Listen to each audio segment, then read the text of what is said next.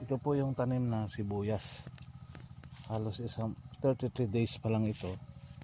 Pero ito na po yung resulta. At may laman na siya, malaki na.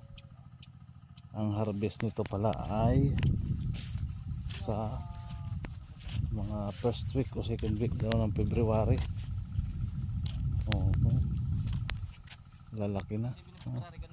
Ito yung mga naunang tanim. Yung mga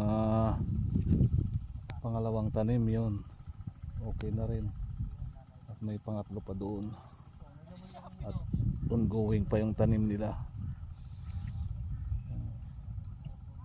Swerte ang mga una. Yan ang lalaki na.